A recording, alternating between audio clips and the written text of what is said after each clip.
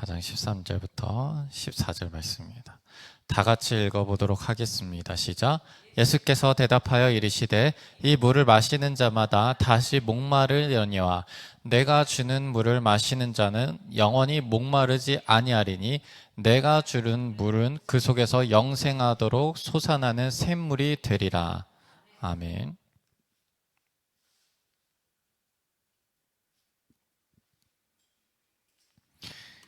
여러분들 오늘 말씀에서 예수님께서 사마리아 여인과 대화를 하는 내용이 쭉 나옵니다. 그런데 이 내용을 쭉 읽어보면요, 당최 뭔 대화인지를 알아먹을 수가 없어요. 왜냐하면 막 얘기를 하다가 주제가 막 바뀌어요. 처음에 어떻게 만나게 되냐면 예수님이 이 사마리아 여인에게 물을 달라고 합니다. 우물가에서. 그러다가 갑자기 이 사마리아 여인이 결혼에 관련된 남편 얘기가 나와요. 그러다 갑자기 예루살렘에서 예배 드리냐 되냐? 뭐 예배에 대한 얘기가 갑자기 나와요. 예. 이 세 가지의 이 대화 속에서 이 세 가지의 주제가 이렇게 쭉쭉쭉 바뀝니다. 그런데 이 주제가 바뀌는 게 이 얘기했다가 저 얘기했다가 하는 게 아니라 이게 하나로 연결되는 것입니다. 처음에 예수님께서 이 여인에게 이제 물을 달라고 합니다. 그랬더니 이 여인이 유대인과 사마리아인은 상종하지도 않은데 왜 나한테 물을 주냐 이렇게 얘기를 합니다. 그런데 예수님께서 뭐라고 하시냐면 지금 너에게 물을 달라고 하는 사람이 누군지 알았으면 너가 오히려 그 물을 청하였을 것이다 이렇게 얘기를 하는 거예요. 그러니까 여기서 예수님이 스스로를 밝히는 거예요. 너가 기다리던 그 메시아 예수 그리스도, 너가 찾던 그 사람이 바로 나다 이렇게 얘기를 합니다. 그래서 그 여인이 거기에 대해서 뭐라고 대답을 하냐면 우리 조상 야곱이 우물을 우리에게 주셨고 또 여기서 자기와 자기 아들들과 짐승이 다 마셨는데 당신이 야곱보다 더 크니까 이렇게 얘기를 해요. 우리 조상 야곱이 우물을 파서 이 우물이 우리에게 주어졌고 이 물을 우리가 계속 먹고 마시면서 살았는데 그 야곱보다 당신이 더 큰 사람입니까? 라고 물어봅니다. 그러자 예수님께서 얘기하는 게 바로 오늘 말씀이에요. 이 물을 마시는 자마다 다시 목마르려니와 여러분들 물 마시고 시간이 지나면 다시 목마르죠. 이 야곱의 우물이 정말 위대한 자신의 조상이 파낸 그러한 우리를 오랫동안 먹였던 그런 생수와 같은 그런 우물로서 여겨질지라도 육신을 채우는 그 물은 다시 목마르게 된다라는 거예요. 그런데 반면에 예수님께서 주시는 물은 그 물을 마시는 자는 영생하도록 솟아나는 샘물이 되리라. 영원히 목마르지 아니하리라. 이렇게 얘기를 하는 것입니다. 그래서 대비돼서 얘기를 하는 거죠. 너희가 마시는 물은 시간이 지나면 다시 갈증이 나지. 그런데 이 예수님이 주시는 물은 영원히 목마르지 아니한다는 거예요. 그럼 이게 무엇이냐? 마법의 샘물이냐? 이런 게 아니라는 거예요.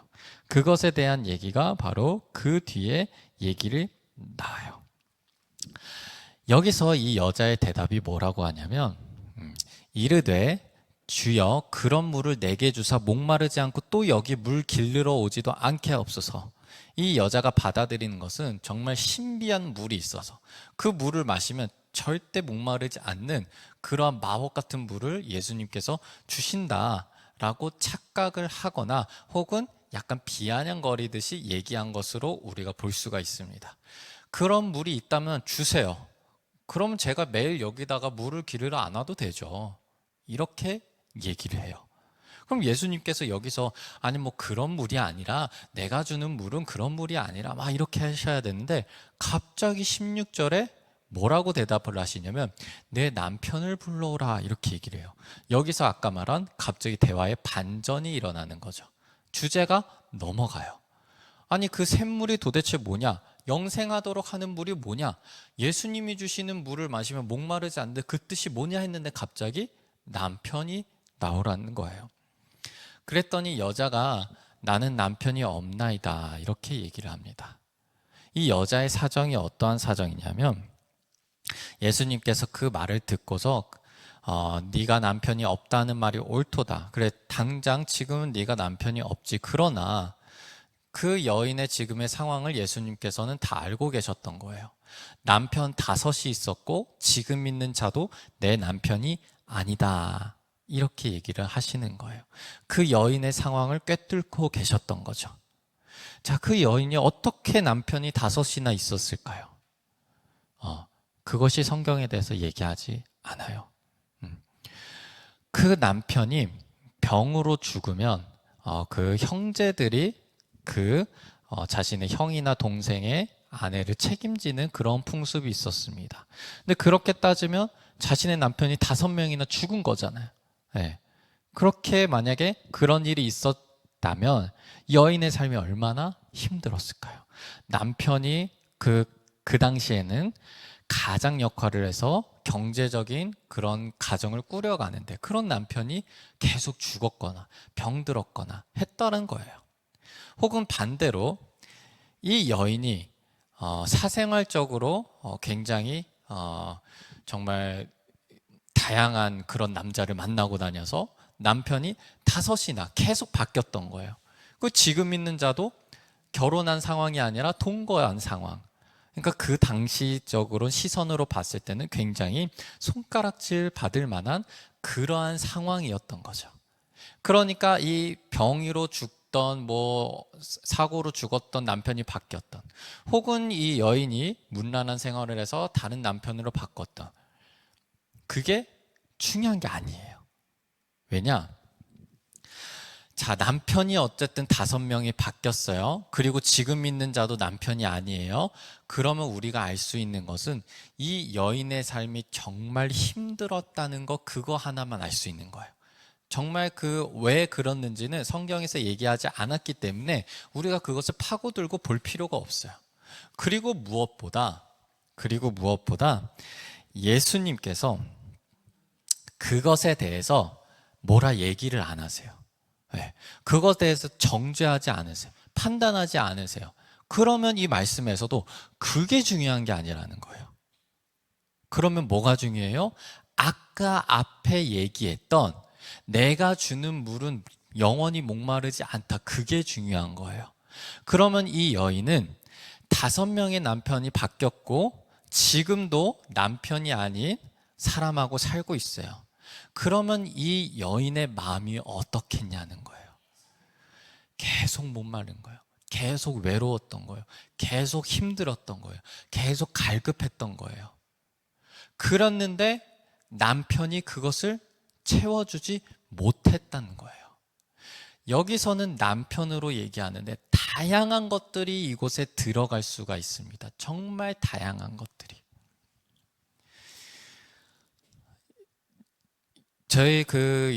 저도 결혼할 때가 되고 이제 연애에 그런 얘기들이 나올 때 항상 이제 카운셀러들이나 이제 상담사 그런 분들이 하는 얘기가 있어요.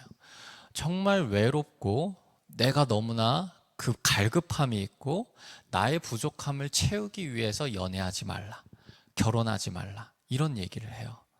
왜냐하면 그것을 위한 목적이 돼버리는 거예요. 이 사람이 중요한 게 아니라 내가 지금 외로운 게 중요해. 그럼 당장 이 외로움을 풀 수 있는 사람한테 가. 그러면 이 사람이 정말 문제가 있거나 어떤 것이 있는지 눈에 안 보이고 내 외로움을 풀려고만 자꾸만 그 객관적인 시선으로 바라보지 못하는 거예요. 그것을 경고하더라고. 오히려 내가 지금 혼자가 좋고 내가 지금 정말 마음적으로 안정이 되었을 때가 가장 좋은 사람을 찾을 수 있을 때라고 얘기를 하는 거예요. 네. 그렇게 따지고 보면 이 여인은 남자를 많이 밝히거나 남자를 자꾸 갈아치우거나 남편이 계속 죽거나 병들어서 바뀌거나 이건 중요한 게 아니라 중요한 것은 알 수 있는 사실은 이 여인이 굉장히 영적으로 삶이 전반적으로 굉장히 건조하고 굉장히 갈라졌고 굉장히 충족함이 필요했구나. 그럼에도 불구하고 이 남편으로서는 충족되지 않았구나. 예수님께서는 그걸 알아보셔서 굳이 사마리아에 가셔서 굳이 그 여인에게 말을 걸으셔서 굳이 그 우물을 얘기를 하셨구나. 이것을 설명하시려고. 뭘 설명하시려고 하셨냐면 그 뒤에 바로 또 제 대화 주제가 또 바뀌어요. 예배에 대한 얘기가 나오는 거예요. 여자가 예수님께서 딱 맞추신 거예요. 알지도 못했는데 무슨 막 보자마자 남편 5명? 얼마나 소름 돋아요. 그랬더니 선지자시네요. 이렇게 대답을 해요. 그러면 예수님이 뭐 뒤에 또 말을 해야 되고 뭐 그래야 될 거 아니에요. 또 이어져야 될 거 아니에요. 그런데 20절에 딱 이렇게 나와요. 이 여자가 뭐라고 하냐면 우리 조상들이 이 산에서 예배하였는데 당신들의 말은 예배할 곳이 예루살렘에 있다 하더이다. 이 말은 무엇이냐면 그 당시에 사마리아인들은 자신들의 예배 처소를 따로 마련해서 예배 드렸어요. 근데 이스라엘 예루살렘의 그 예루살렘 사람들은 그 예루살렘에서만 예배 드려야 한다. 그거 가지고 서로 옥신각신하면서 네가 이단인데 네가 잘못됐는데 서로 정죄하고 막 그랬던 거예요. 그런데 예수님께서 뭐라고 대답을 하시냐면 아버지께 참되게 예배하는 자들을 영과 진리로 예배할 때가 오나니 곧 이때라. 아버지께서는 자기에게 이렇게 예배하는 자들을 찾으시느니라. 그 뒤에 하나님은 영이시니 예배하는 자가 영과 진리로 예배할지니라. 자, 너희가 어디서 예배드리고 어느 산에 올라가고 그거 중요하지 않나. 정말 하나님을 향해서 영과 진리로 예배하는 그 예배자들을 하나님께서 원하신다라고 대답을 하시는 거예요. 그럼 이것이 또 그 여인에게 그 남편들과의 이야기로 전해지는 거예요. 그 여인이 계속해서 갈급함이 있었죠. 그런데 결혼으로는 남자로는 해결이 되지 않는 영적인 갈급함이 있었던 거예요. 그런데 예수님께서는 그것을 채울 수 있는 게 바로 예수님이라고 했어요. 예수님이 주시는 물은 그 생수는 진짜 영혼의 생수고 영원히 목마르지 않는다는 거예요. 그러면 그 예수님의 영원히 목마르지 않는 생수를 우리가 공급받으려면 하나님께 예배드리러 와야 된다라고 대답을 하시는 거예요. 그러니까 즉 뭐냐면 사람으로 채울 수 없어, 돈으로 채울 수 없어, 인간으로 채울 수 없어, 어떤 쾌락과 즐거움으로 채울 수 없어, 오직 하나님만이 채울 수 있어 라고 얘기를 하는 거예요. 자, 이게 뭐냐면 여러분들 문제를 해결하려 하나님한테 기도하죠. 여러분들 필요한 게 있으면 하나님한테 기도하죠. 하나님이 그 기도에 응답을 해주셨어요. 그 하나의 사건이라고 쳐봐요. 그럼 이게 끝이냐고. 이게 끝이냐고. 아니에요. 이거는 하나의 증거예요.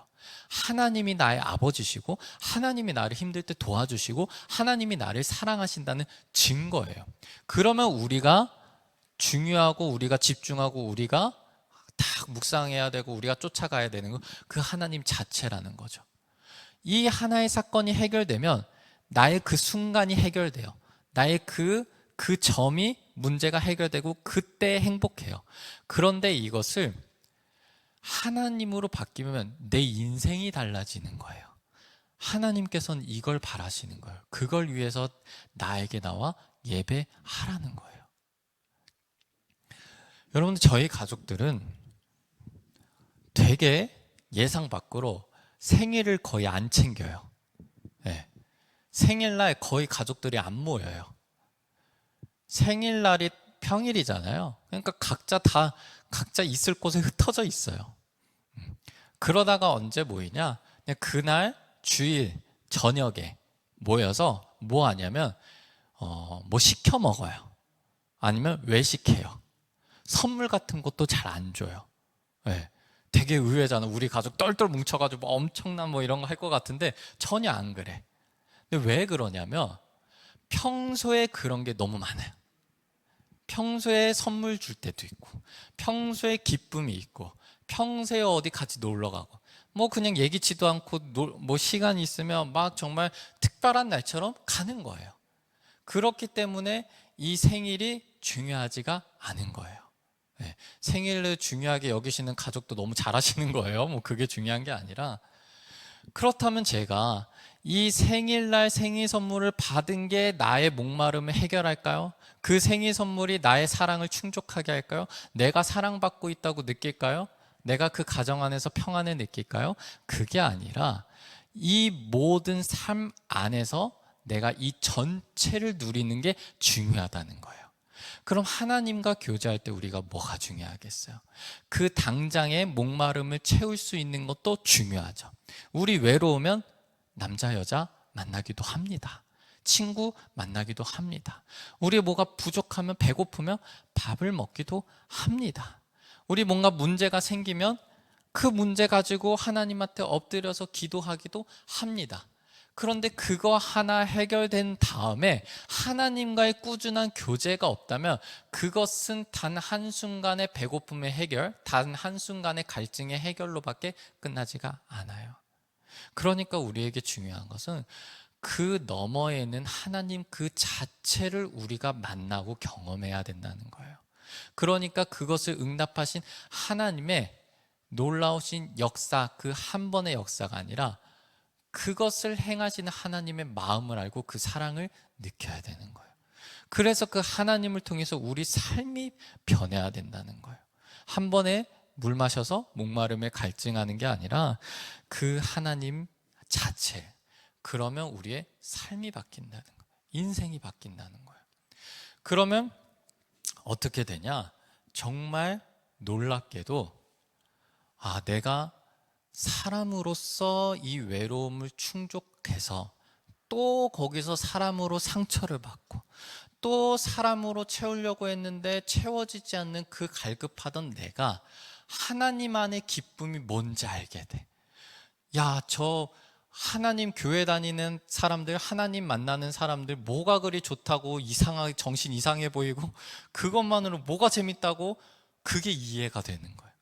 정말 그 기쁨이 있고 그 재미가 있고 그 감동과 그 사랑이 있게 되는 거예요. 그래서 그 결국엔 이 여인이 어떻게 바뀌냐? 하나님을 전하는 사람으로 바뀌게 되는 거예요. 그 여인으로 인해서 그 사마리아의 사람들이 소문을 듣고 와가지고 하나님, 예수님을 영접합니다. 그런데 그 영접했던 그 사마리아 사람들도 뭘 체험하게 되냐면 그 예수님의 놀라운 능력들과 그 기적들을 또 체험하게 돼요. 그래서 그 주변 사람들이 뭐라고 하냐면 우리가 처음에는 이 사마리아 여인이 얘기했던 그 예수 그리스도에 대한 자신의 그 여인의 얘기를 듣고 우리가 나왔는데 이제는 우리가 체험해서 예수님을 알게 되었다라고 얘기를 하는 거예요.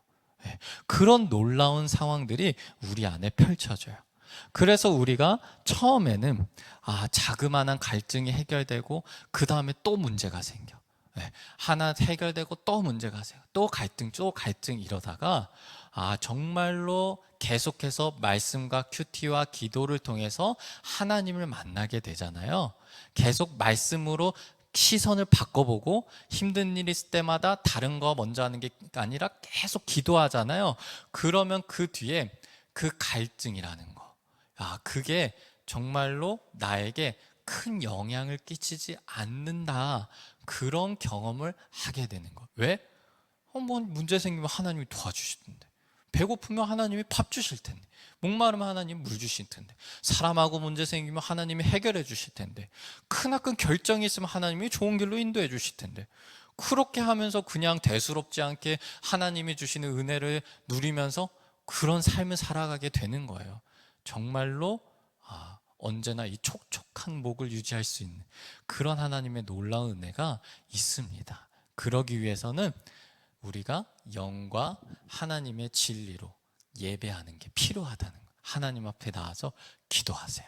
자꾸만 요청하시고 말씀 보시면서 큐티하시고 적용하시고 계속해서 나의 생각과 나의 눈을 바꾸고 이거를 꾸준히 하시길 바랍니다. 기도하도록 하겠습니다.